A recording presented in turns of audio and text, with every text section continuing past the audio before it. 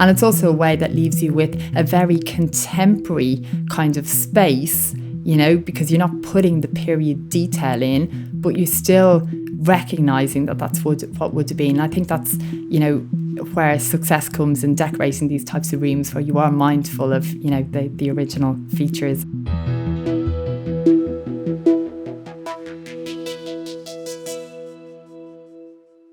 Welcome to the D and A of Home Interiors. I'm Audrey, founder of Audrey Whelan Interior Design. I'm Deirdre, the co-founder of Cool Dia. We're here to help you make confident home interior and furnishing decisions. We're talking today, Audrey, about period properties and how you can mix styles to make them your home. Now, there is some beautiful period properties right across the UK, and I'm cognizant that some of them are very traditional and some of them have been slightly revolutionised and brought into sort of very modern designs. But what are the features, maybe first off, that make a property a period property? Yeah, so it might be that you've got a Victorian property or a Georgian one or an Edwardian one. But in a lot of these properties, we're seeing like bay windows, you've got maybe ornate fireplaces. You'll quite often have cornicing around the edges of the ceiling that might be quite decorative, ceiling roses where the pendant lights are, and picture rails which go around where traditionally people would have hung pictures sort of at high level in the room, and also perhaps dado rails which are around the chair height, the back of the chair, to protect the walls in the olden days.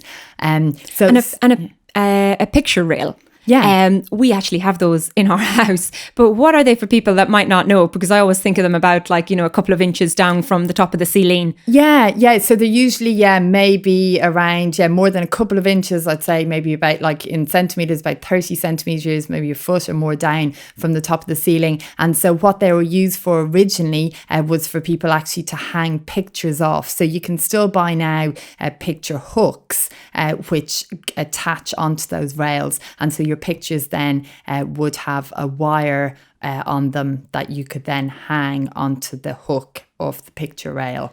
And is it that it's typical then? So we had white ceilings and the white actually came down until the picture rail. Yeah. And then you had the colour of the room start underneath. Is that the sort of rule, or can you do either? I'd say, there isn't a rule. Quite often you will see it that way, but then other times we will bring the wall colour to the ceiling, but maybe have the picture rail in white or an off-white or a different colour. So, quite often you will see sort of white ceiling and cornice, white picture rail, and then a colour which is above and below that picture rail on the walls. Okay, interesting. Yeah, so that they'd be your main features, which would, in some cases for people, just make that furnishing journey a bit more challenging because they're considering all these kind of decorative features which are in the house. Most people nowadays really embrace that, love it. It's great, I think, if you've got a property and you've got all that in it, because in so many cases they've been stripped out, and that can make, a period property with high ceilings and big rooms feel quite soulless. But I think, what's great to talk about today is, the challenges then around kind of how you mix in your styles of furniture and accessories, bearing in mind that you've already got this sort of canvas of, decoration.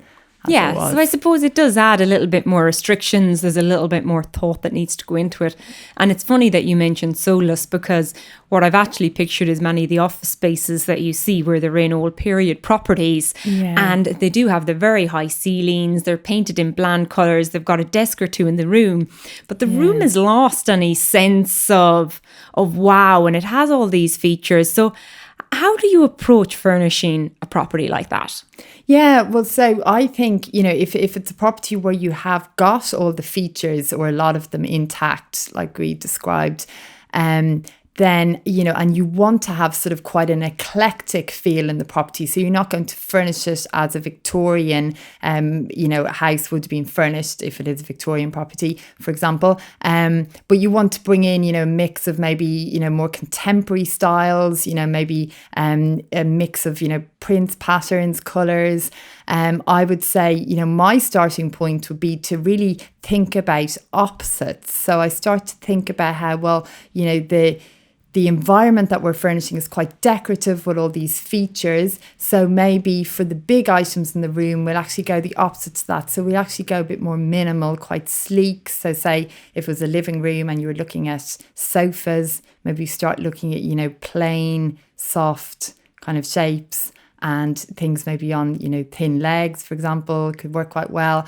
And then that would occupy, you know, a chunk of the room and certainly kind of set the scene. And then other items that we're looking for, maybe we're going to have a feature chair in the corner, we need a rug, we need lighting. And we could then go sort of almost go middle ground on those. So maybe something that is decorative, you know, that meets halfway between the extreme kind of decoration of maybe the cornicing and the fireplace, but it's not quite as minimal as the sofa that you're putting in. So it's like filling in those gaps in the middle then with different styles and bringing in different colours then. And that's where you can start to creep in some pattern as well. So when I think of a period property, I do think of very ornate, very decorative, and not just with the cornicing and the lights. It's also, they had a lot of tapestries, didn't they? They had a lot of, you know, swaggles on the sofa and everything like that, and it was beautiful. Now, it's probably in today's world a little bit, what would the word be, fussy, for a lot of people's style. Yeah. So how do you create that focal point in the room, or what might you look at the focal point in the room? Because if you're going too minimalistic, it could become a little bit soulless maybe in the room. Yeah, so I think, you know, it's such a good question around the focal point, you know, especially when it comes to period properties with those higher ceilings and maybe those bigger scales of rooms, because, you know, if you've got the scenario where you've got a lot of decoration in the room through the features, so ornate fireplaces and cornicing, then you've got a certain amount of focal point in place probably. But if it's a property where things have been stripped out, so you've got these, you know, high ceilings and big rooms, but you don't have any of those features in there. I mean, that's another big challenge that a lot of people face, you know, in terms of furnishing then, because you haven't got the focal point, you haven't got the decoration. So I'd say in that case, it's really important to be thinking about where those focal points would have been and then actually trying to recreate them. So not necessarily in the same way. If you don't want to reinstate a Victorian fireplace in a living room, or maybe, you know, budget wise, you can't, you know, stretch to that because you need to buy other items, then I'd be thinking, well, you know, let's pick out that area of the room anyway. And whether it's, you know, a large piece of like print on the wall or a mirror or something, that we can still get that focal point when you walk into the room that your eye is drawn towards, and kind of build out from there then. And that may be where then, you know, you don't go as minimal for your bigger pieces of furnishing and you want to bring in kind of a bit more, like something a bit more elaborate, more decorative, because you're missing those kind of fundamentals that the property would have had. Yes, and for those people, and I think a lot of people always get a little bit frustrated when the original features have been ripped out of a house and they're no longer there. Where do you even begin to think about where you would begin to reinstate them? So maybe I'm thinking I would like cornicing back or a picture rail. I've literally no idea where you go to even think about where you can buy them, how you install them. Is there places? Yeah. Well, I've done that numerous times on period properties, where, you know, sometimes if you've got an existing cornice maybe in another room, an adjoining room, you may want to actually have one reproduced to match. Now, that's a really expensive exercise. So that will be produced, you know, as a one-off bespoke piece, you know, to tie in what you've got already.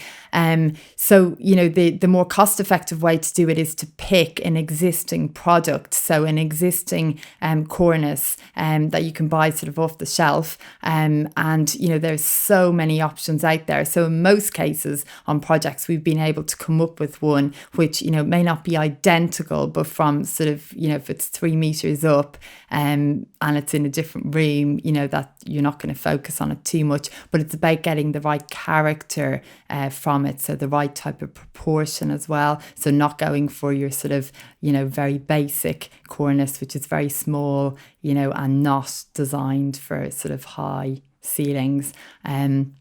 In that way.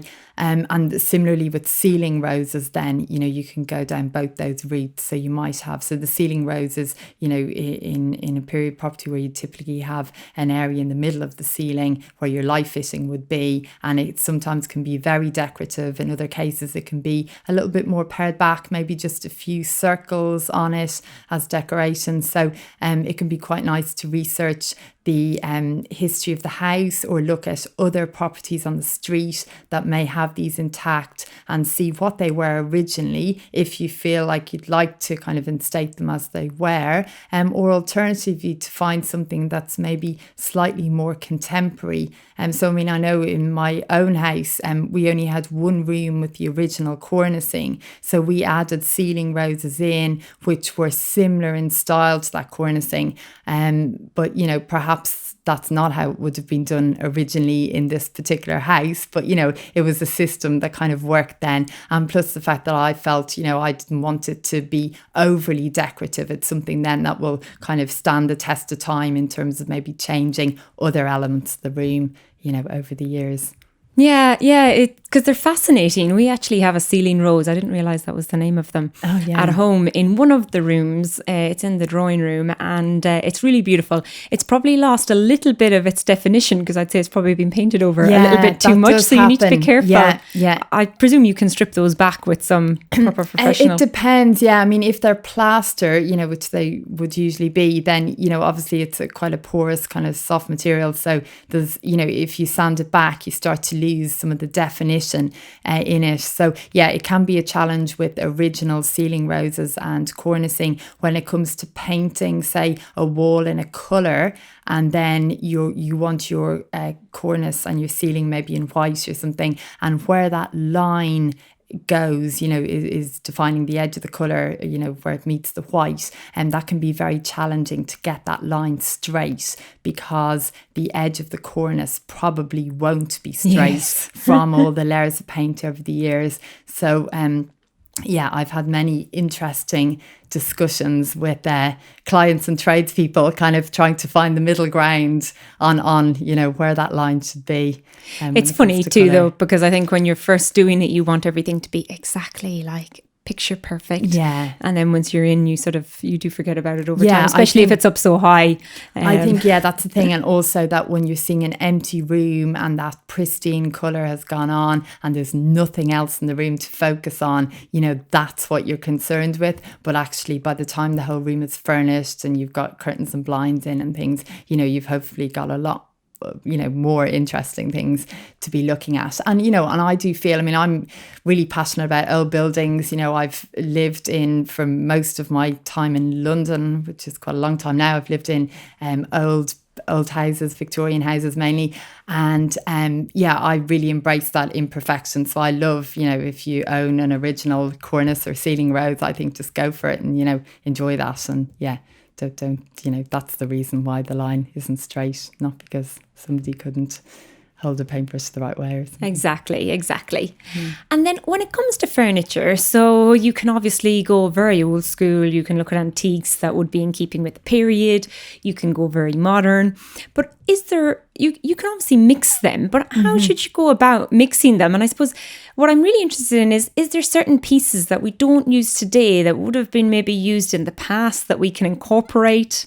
Yeah. Well, I think, you know, like when I described earlier about kind of maybe starting off thinking about the opposite. So if it's a decorative environment, go back to maybe something that's, you know, quite simple in form, and then think about all those kind of like areas in between. So that could incorporate some antique pieces. So it could be things, you know, from the era of the house. It could be mid-century items, which are maybe, you know, more recent than the house, but still have like a vintage feel to them. And then, thinking about that in terms of the styles of furniture. So whether it's that you're going to have some pieces maybe that, you buy and upcycle, something maybe you buy on eBay, that can give a great feel then in terms of it being sort of somewhere in between the age of the property and the age of your newer pieces of furniture. And then also just in terms of colour and the pattern that you bring in as well, because obviously, you could go with sort of some traditional, maybe like William Morris prints, which like they could be used in quite a contemporary way. So rather than say wallpapering the whole Victorian room in a William Morris print, a more contemporary way to use that same print would be on a more contemporary chair, for example, that's upholstered in that fabric. So that's another way where you're sort of pulling together kind of old and new, which then lends itself to that more kind of eclectic feel of how the room is furnished. And I think, I'm very open-minded when it comes to, if you've got that William Morris print on a chair, by all means go with a really contemporary sort of abstract rug, almost like a big painting on the floor. And I think that can sit very well with the more maybe small-scale, intricate pattern on that featured chair. Then it might be that you've got like big a sofa or two sofas, in plain fabrics then to kind of counterbalance that big, large rug pattern you've got and the smaller feature chair pattern. And then obviously you could add in cushions and throws and things to bring in more textures and more patterns then on the sofas. And speaking of opposites, when we're looking at we've got the old features, then we've potentially got some modern aspects which are opposite, and then maybe we could go back to the opposite to the modern and back to the more old school features with some of the accessories. And I'm thinking of some of the really old beautiful photo frames. I'm thinking how they used to use great display cabinets, and they had their fine china and different things like that. So there's some really interesting things that you can do that's again creating that contrast and incorporating different styles, that you're not restricted just to the features and the big items of furniture, but bringing in smaller ones. Yeah, I think so. And certainly when you talk about kind of displaying the china like that, or dressers, I'm thinking of like dressers or kind of vintage woods, that have a really nice kind of warm feel to them. And again, this thing about it not all being sort of like absolute perfection. So if it's an old vintage piece, the wood may not be in 100% perfect condition, but maybe kind of embrace that because it actually gives a really interesting texture in the room. And then especially if that's counteracted by a few more kind of sleek, more modern pieces, maybe it's that you've got a glass coffee table or a marble coffee table or something that's quite smooth to the touch. Kind of mixing those materials can lend itself to quite a cozy space, but also a really interesting space, and one hopefully then that you feel really reflects you as a person as well. And when you said imperfections, I'm actually thinking of mirrors. Oh yeah. And you often see them. They've got this the specks. Yes. Well, that's what such causes a thing. that? Because actually, it's sort of it's really so, nice in those rooms. Yeah. But so it's not perfect. This is like antique mirror. Yeah. So antique mirror has like just exploded literally over the last few years. Yeah. So it's widely available now, even if it's not actually antique. But what causes those black specks or whatever the imperfections are? I think it's the deterioration over time of like the layer of film behind so mirror is essentially glass, but it has that layer of film behind it, so which makes it mirror. It's probably not a very technical description I'm doing here, but I think it's basically what happens over time then when that deteriorates a bit, and obviously where the speckles are, it's no longer a mirror, you can't see yourself in those bits. So that's been used loads now, and you sort of see kind of distressed mirror frames maybe in kind of antique bronze or antique brass finishes, and then a little bit of that kind of speckling going on. And the other thing then is the varying levels of tinting that's seen in mirrors now. So it used to be that a mirror was a mirror, you were just thinking about the shape of it or the frame or the size, but now there's kind of how tinted is it. So if you wanted a really big mirror but you didn't want the harshness of feeling feeling like it was reflecting the whole room sort of in that normal kind of mirror way. You could go for a tinted glass, but also maybe slightly antiqued as well. So that would really lower down the reflection levels, you know, but it still gives you an amazing feature in the room. Yes, I actually did get a tinted glass in my kitchen as my splashback. Oh, amazing. And I must say, I think it's like the best design decision that I did in the house. It's probably the thing I'm most proud of. Now, it doesn't have that sort of antique look about it, but I would highly recommend people to play around with it because, you know, mirrors are great for the amount of light that they can bring in. And, you know, traditionally, I think rooms in period houses can be sort of dark. Yeah, because, of course, windows were a source of heat loss. Yes. So they tended to be kept that bit smaller. And then they had big curtains as well, which acted as, you know, insulation. So once you put the curtains that are drawn back but are blocking the light as well, having those reflective areas within the room can really help to brighten them up. Yeah, they really can. And another area actually I've used mirror a lot in period properties is, you know, where traditionally, like in Victorian and Edwardian houses, you know, you'll typically have your double reception rooms, so front and rear receptions. But in a lot of houses, these have been closed off from each other, you know, for whatever reason, because people want them as completely separate rooms. Or it may be that, you know, when they've done a big kitchen extension at the back, they've incorporated the rear reception as a sort of a room that goes into that. But anyway, quite often it can leave that front reception with a wall opposite the bay window that people don't really know what to do with that wall, because of course there would have been like doors on there, like quite, you know, maybe ornate double doors with some glazing in it that would have led you through to that other room. And whether those doors were open or closed, it was a focal point and a feature in the room. And so I think that's a great area to put like a really big mirror, especially there's a lot of mirrors around at the moment that almost look like windows. So you can put a big... Oh, the ones that are like frames nearly. Yeah, and maybe like with dividers, you know, so it's smaller panes of glass. Sometimes they're big rectangles kind of subdivided into smaller panes of mirror, like almost like a Georgian kind of window. And other times they'll maybe have a curved top, so it'll be sort of semicircular on top and sort of rectangular shaped on the bottom. But I just feel like there's more and more of these appearing in all types of finishes, and you can do your tinted glass and your antique glass and everything. But the point being that, you know, it then gives you this focal point which kind of has that feel of like a window or a door, which what is essentially what you've lost by that room being divided and just having this plain wall. But also the fact that, you know, in the divided up room, your only natural light source is the bay window at the front. And, you know, if you're not lucky to have a lot of light coming in there, you're really missing what originally would have filtered through from the back of the house. So you would have had light from that rear reception coming through those double doors, and you no longer have that because the wall is there. So the mirror then, as well as being the kind of feature and the focal point on that wall, it's also reflecting some light from your bay window back into that room. Yes, I actually have one of those exact mirrors that you were describing. So it's framed, it's curved at the top. It makes a big feature piece on my feature wall. And actually the building next door to me is a very old building. And the mirror actually is sort of like a carbon copy of the real windows that they have there. Wow, so even though my building is modern, it's a nice way of incorporating the neighbourhood and actually what that area stood for inside.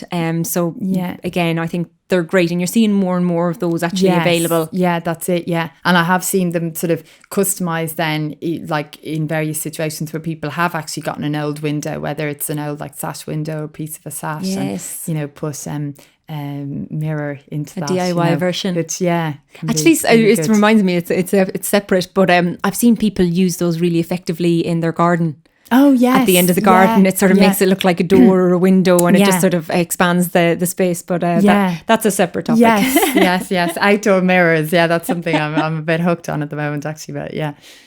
So, any final tips around furnishing a period property and mixing styles? I think, you know, it's a great place to be really adventurous. You know, I think when you've got, you know, high ceilings and rooms that, you know, kind of have that sense of space to them, I think, you know, you can be quite creative and you can afford to bring in quite a mix of materials and colour and pattern and texture in there. And so I think it's good to be brave and good to mix things up to get that feel. And I mean, I suppose the final thing I'd say probably is just thinking back on what you first asked about the picture rail and where it was, and the fact that it's about, you know, sort of a foot or 30 centimetres down from the ceiling. And then if you don't have that picture rail, a really great thing that you can do is to just paint that band, you know, in a different colour. Oh, yes. Or paint your lower walls up to that band, even though you don't have the actual picture rail. But that's a little bit like me talking about, you know, not having the fireplace but putting something there, or not having those double doors and putting something there. It's another way to try and get that feel of the proportions and the character of what would have been. But, you know, perhaps if you need to decorate anyway and you don't have the budget to actually reinstate the rail, you know, it's another way to do it. And it's also a way that leaves you with a very contemporary kind of space, you know, because you're not putting the period detail in, but you're still recognizing that that's what would have been. I think that's, you know, where success comes in decorating these types of rooms, where you are mindful of, you know, the original features, and even if it's replicating that in a very kind of different creative way, it can work. No, I think that's a great tip, because it means that you don't need to go out and buy or make or get that. So it's very accessible to everyone, because all you're using is your paintbrush, and making sure that you've got a semi-straight line, I suppose, is going to be the biggest challenge. Well, yeah, that's where it's easier to achieve that straight line, because you're not trying to go up against, you know, a piece of old cornicing or exactly. something. Get your masking tape on right. Yeah. Super. Well, that's really interesting. Thank you for those insights. Yeah, you're very welcome. If you enjoyed our podcast, please like and share with your friends and family who are working on their own home interiors project. Be sure to follow us on our Instagram, Facebook and YouTube channels at the DNA of Home Interiors. If you are looking for inspiration and help in designing your home project, check out Audrey Whelan's masterclasses and sign up for one today. And Audrey, what's that address again? It's audreywhelan.com/events. And it also makes a great gift. And don't forget to check out cooldia.com to easily search, discover and shop furniture products across the entire retail market on one website. We hope you can join us next time.